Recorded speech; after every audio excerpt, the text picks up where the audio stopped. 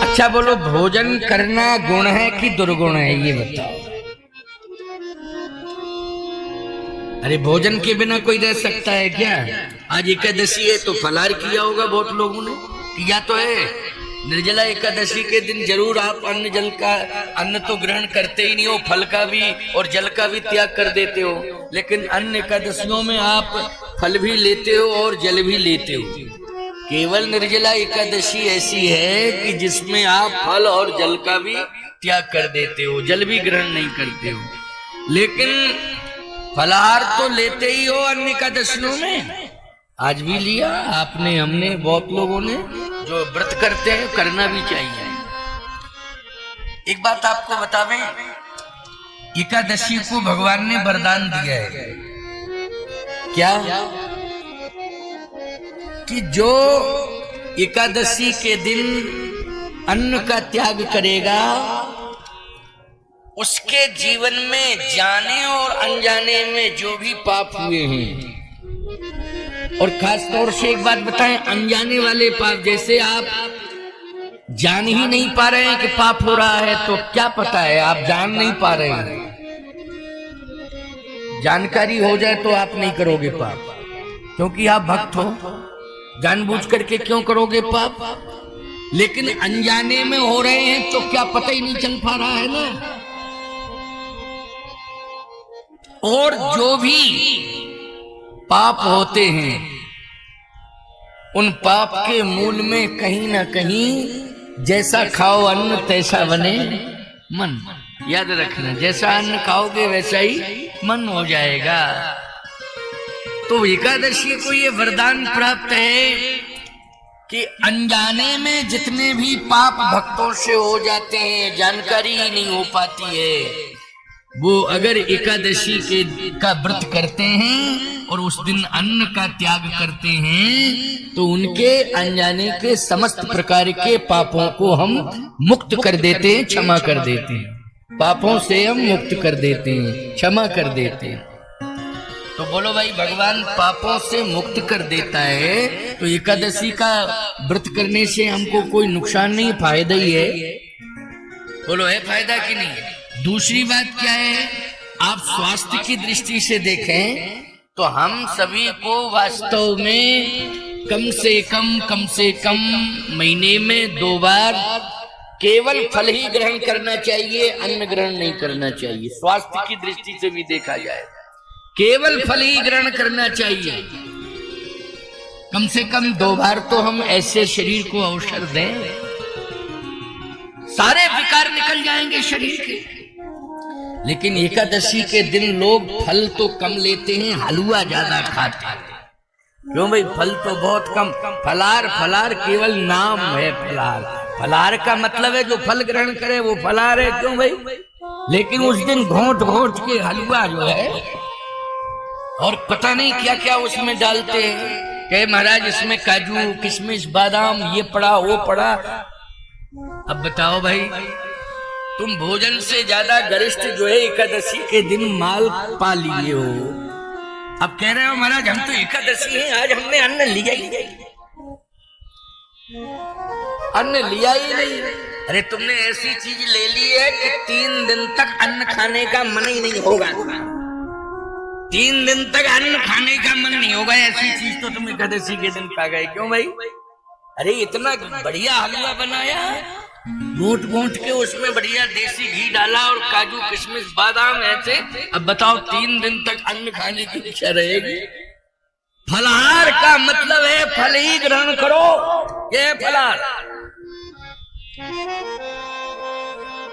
फल से अच्छी भगवान राम ने तो 14 साल तक फल ग्रहण की।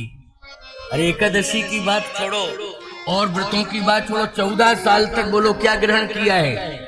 केवल कंद मूल फल ही पाए हैं। आप कहो महाराज मिले ही नहीं हुआ, मिले कैसे नहीं? श्रृंगबेरपुर के राजा ने तो 56 प्रकार के व्यंजन बनवा के तैयार कर दिए थे। भगवान राम जब पहुंचे तो श्रृंगबेरपुर का राजा निषाद, उसने 56 प्रकार के व्यंजन बनवाए। भगवान ने कहा नहीं, प्रकृति प्रदत्त जो भी कंदमूल फल मुझे मिलेगा इस अरण्य अभ्यारण्य में, उन्हीं को मैं ग्रहण करूंगा। 14 वर्ष तक का ये संकल्प है मेरा। न तो किसी नगर में प्रवेश करूंगा और न ही मैं अन्न ग्रहण करूंगा। कोई भी बना हुआ पदार्थ में ग्रहण नहीं करूंगा। प्रकृति प्रदत्त जो फल कंद मुझे मिल जाएंगे उन्हीं को मैं ग्रहण करूंगा। देखो भैया, कंद भी बनाया जाता है। कंद को आप लेते हो ना, कंद मानी जैसे सकल कंद, तो वायल करते हो, उसका भी हलवा बनाते हो। बहुत बढ़िया शकल कंद समझते हो ना? राजस्थान में क्या कहते हैं उसको? शकलकंद कहते हैं। हाँ, तो भाई बता दिया करो थोड़ा। नहीं, हम शकलकंद कहें, तुम कहो महाराज कौन सा कंद कह रहे? कौन? ये शकलकंद मानी सकल सूरत वाला कंद है क्या? शकलकंद एक कंद होता है, जमीन में फलार में आता है। उसको लोग व्यंजन के रूप में बना लेते हैं। हलवा, आलू बंडा, क्या क्या बनाते हैं उसका। एक तो आलू बंडा बना दिया है शकलकंद का। मैंने कहा कैसे बनाया? बोले महाराज मैंने सिंगाड़े के आटा में शकलकंद डाल दिया और उसमें फलारी रामरस छोड़ दिया। आलू बंडा फलारी आलू बंडा टाइप का बन गया। आलू का तात्पर्य आलू होता है, वो भी एक कंद ही है। कंद, आलू कंद में नहीं आता, आलू कंद में ही आता है ना। आलू कंद में ही आता, आलू नाम आलू है उसका, लेकिन है वो कंद। शकल कंद, आलू भी कंद। एक और होता है जिमी कंद, चित्रकूट क्षेत्र में बहुत है, जंगल में हो। लेकिन सावधान, हमें एकादशी के दिन, देखो भाई हमारी बात मानो तो अलग बात है, तुम लोगों को जैसा दिखाई दे वैसा करो। एकादशी के दिन हमें कोई भी व्यंजन बनाना नहीं चाहिए, बल्कि प्रकृति प्रदत्त जो भी फलहार मिल जाए बस उसको ग्रहण करना चाहिए। उसमें फल ही आते हैं। क्या आते हैं? फल ही आते हैं। हम व्यंजन बनाते हैं, इसका मतलब है हम स्वाद पर ध्यान दे रहे हैं। हम बिना स्वाद के रह नहीं सकते। तो फलों में क्या कम स्वाद है? बोलो भाई, फलों में क्या कम स्वाद है? कितने प्रकार के फल हैं? विभिन्न प्रकार के फल हैं, लेकिन कहने के लिए है फलाहार, बाकी है पूरा आहार। क्यों भाई? बनाया जाने कितने प्रकार का पकवान बना लिया। सावधानी से सुनना। 14 साल तक भगवती श्री जानकी जी ने इतना बड़ा अनुष्ठान कौन कर सकता है? महाराज मनु ने भी करें आहार शाक फल कंदा, सुमरहि ब्रह्म सच्चिदा नंदा। करें आहार शाक फल कंदा। उन्होंने भी नैमिषारण्य में केवल कंद मूल फल ग्रहण किए। बहुत बड़ा तप किया महाराज मनु ने, तब राम जी मिले। राम जी ने स्वयं, सीता जी ने और लक्ष्मण जी ने तो इतना बड़ा व्रत किया है कि कोई कर नहीं सकता। 14 साल तक फल की कौन कहे, जल ही ग्रहण नहीं किया। बोलो भाई, प्रतिदिन 14 साल निर्जला एकादशी व्रत किया है लक्ष्मण ने। बोलो किया है कि नहीं किया है? 14 साल जब जल नहीं पिया, फल की तो छोड़ो, जब जल ही ग्रहण नहीं किया तो निर्जला एकादशी प्रतिदिन हो गई कि नहीं हो गई? बोलो भाई, अन्न जल का तुम त्याग करते हो, उस दिन कौन सी एकादशी है? निर्जला एकादशी है। मानते हो कि नहीं मानते हो? लेकिन लक्ष्मण जी ने 14 साल तक, बोलो, प्रतिदिन निर्जल व्रत किया है, जल भी ग्रहण नहीं किया। इतना बड़ा व्रती कौन हो सकता है? और याद रखना कौन है? बोले सदगृहस्थ हैं। उर्मिला जी के साथ इनका विवाह हुआ। और सुनो, वो भी कोई चतुर्थ अवस्था में प्रवेश नहीं किए हैं। 27 वर्ष का युवक है। बोलो उम्र क्या है उस समय? जब 14 साल फल की कौन कहे, जल का भी त्याग कर दिया। 27 वर्ष की अवस्था है। इसलिए ऐसा नहीं कहा जा सकता है कि गृहस्थों में कोई तप नहीं हो सकता है, कोई तपी और व्रती नहीं हो सकता है। ये रामचरितमानस का अयोध्या कांड का उदाहरण है। लक्ष्मण जैसा व्रती कौन होगा? बोलो।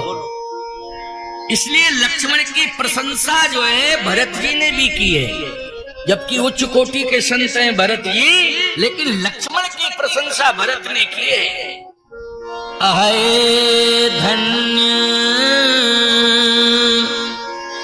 लक्ष्मण बड़ भागी,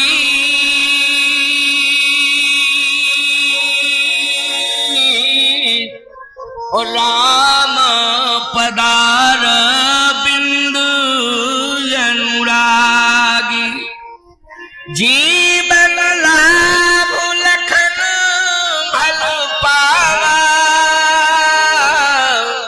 ओ सवत जी राम चरण मन लावा। भरत जी कहते हैं सच्चा लाभ लक्ष्मण तूने लिया जो अन्न जल का त्याग करके भगवान की सेवा की।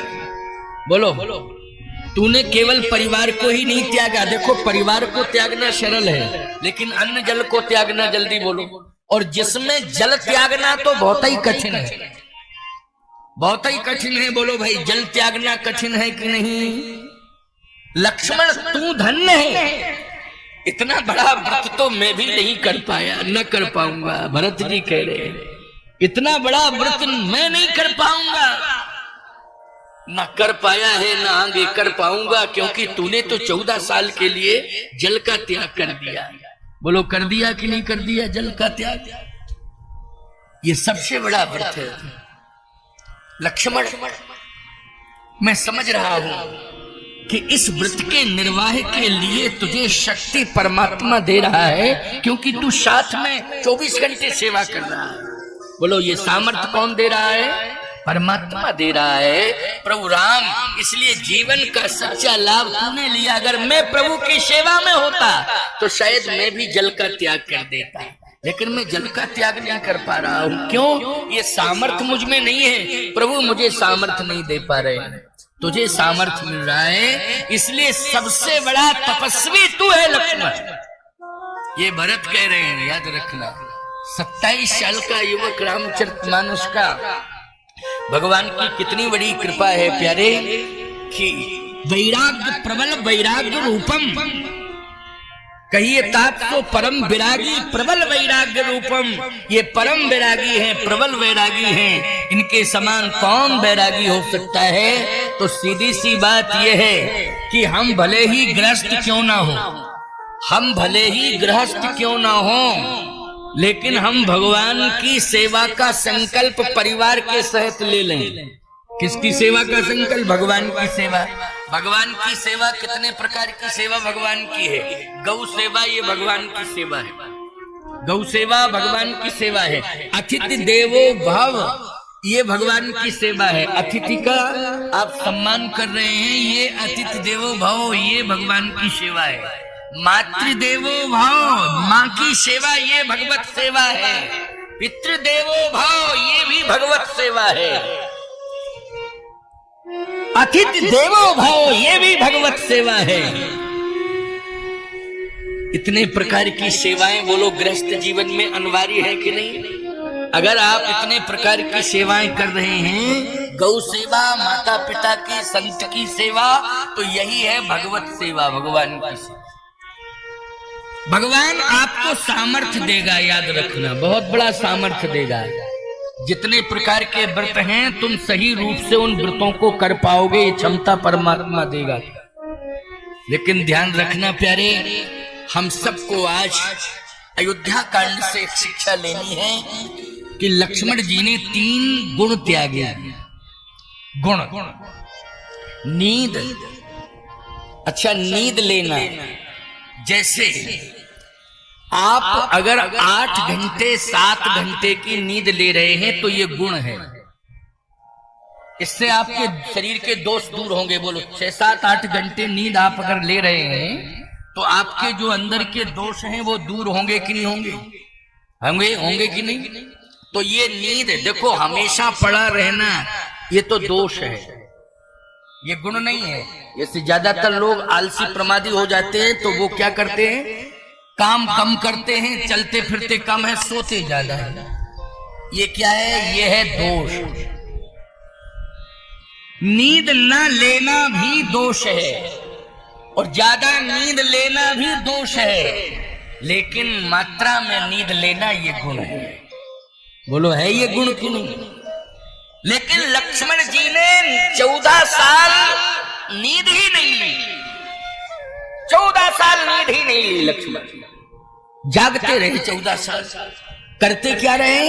भगवान की रक्षा में रहे, पहरेदार बन करके। देखो भगवान रक्षा तो सबकी करता है, ठाकुर जी रक्षा करता है, लेकिन हमारा धर्म कहता है कि जैसे ये मंदिर है, मंदिर टूट रहा है, फूट रहा है, अतिक्रमण कोई कर रहा है, तो बोलो हमारा दायित्व है कि नहीं हम इसकी सुरक्षा करें। गिरधारी दास को इसलिए तो धन्यवाद दिया जाता है कि बड़ा राम मंदिर प्रभावित हो गया था, बड़ा रघुनाथ जी का मंदिर ये प्रभावित हो गया था, लेकिन बोलो ईमानदारी से इस मंदिर को सुरक्षित करने में रात दिन लगा दिए। याद रखना, सुबह शाम सब टाइम भगवान की सेवा में है, तो इसलिए प्रशंसा का पात्र है। अच्छा काम किया, यही तो होना चाहिए। अगर भगवत सेवा हम कर रहे हैं तो याद रखना हम भी क्या हैं, बोले हम तपस्वी हैं। भले ही हम अपने को न कहें तपस्वी, लेकिन शास्त्र कहता है ये प्राणी भगवत सेवा में है, अहरनिश भगवत सेवा में ये तप कर रहा है, ये तपस्वी है। इसलिए पूरा परिवार मिलकर के भगवत सेवा में रहे। भगवत सेवा मानी गौ सेवा, संत सेवा, माता पिता की सेवा, वृद्ध जनों की सेवा, संत सेवा, इतने प्रकार की सेवाएं अगर आपके परिवार के द्वारा हो रही हैं तो आपका परिवार तपस्वियों का परिवार है। ये तप है। लक्ष्मण जी ने सेवा का संकल्प लिया है। सीता जी की बहुओं में सीता जी की तपस्या नारी जगत में क्या, सीता जी ने अपने पति की सेवा करने के लिए सारे के सारे सुख संसाधनों का त्याग कर दिया। ये सीता जी का तप है। पति की सेवा करना चाहिए, पति की देखरेख करना चाहिए, पति का परिवार जितना हो उस परिवार की सेवा शुश्रूषा में समय देना चाहिए। ये नारी का सबसे बड़ा तप है, ये कुलवंती नारी का ये सबसे बड़ा तप है। क्योंकि घर को संभालने में सबसे बड़ी भूमिका तो आपकी है, माताओं, बहन, बेटियों, आपकी सबसे बड़ी भूमिका है। लेकिन समस्या इस बात की है कि आज सेवा से दूर होना चाहता है समाज, सेवा से दूर, ये समस्या है। सेवा से दूर नहीं होना है। भगवान से प्रार्थना करो कि हमें सेवा करने का अवसर मिले। प्रभु दो, आप सेवा करने का अवसर दो, ये भगवान से मांगो।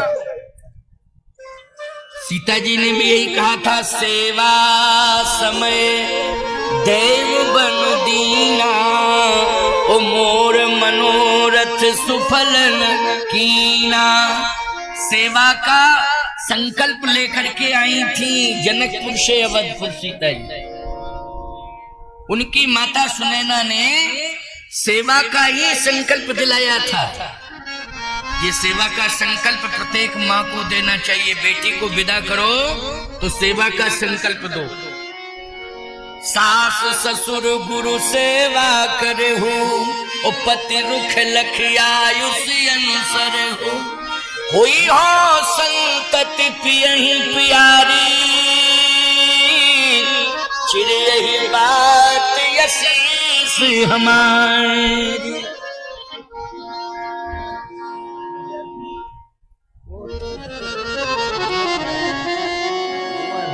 धुआं संभालो। ये धुआं क्या है, गले में जाता है तो दिक्कत देता है, क्योंकि दीपक जो है बुझ गया तो धुआं देता है। हुई हो संतत पियहि प्यारी, ओ चिर यही बात आशीष हमारी। मेरा आशीर्वाद है सास ससुर गुरु अतिथि इन सब की सेवा करना मेरा आशीर्वाद है। जाओ सेवा का पाठ पढ़ा के भेजा है। सेवा से आज दूर नहीं होना है। सेवा करने का भाव सबके जीवन में होना चाहिए। आप पुरुष हो, आपके जीवन में भी सेवा का भाव। अगर आप पुत्र की भूमिका में हो तो बोलो पुत्र का धर्म क्या होता है? सेवा करने का धर्म होता है। बोलो होता है ना, पुत्र का धर्म सेवा करने का है। आप भाई हो, भाई का धर्म भी सेवा करने का है। इसलिए सेवा में कभी कदम पीछे नहीं रखना है। सेवा में तो कदम आगे बढ़ाते जाओ और सेवा करते जाओ।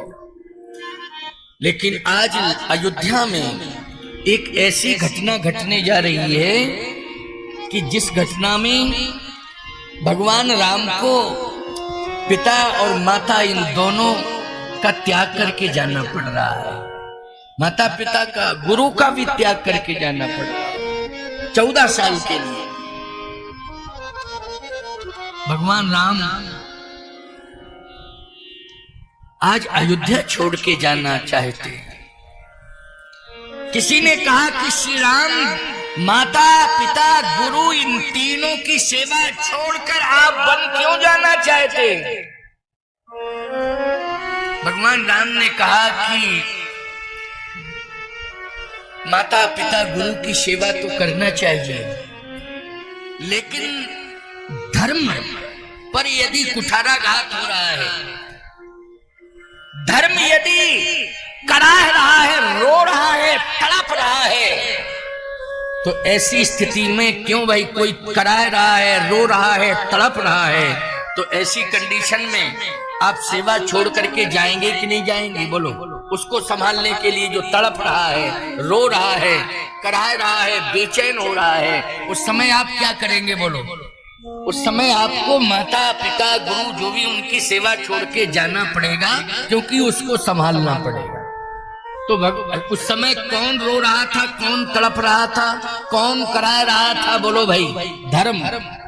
धर्म रो रहा था। ये राक्षसों के अत्याचार अनाचार के कारण सबसे ज्यादा तड़प रहा था, बेचैन हो रहा था, तो वो धर्म हो रहा था। इसलिए भगवान राम धर्म को संभालने के लिए, धर्म को सुरक्षित करने के लिए, धर्म को राहत देने के लिए आज माता पिता गुरु की सेवा छोड़ के जा रहे हैं।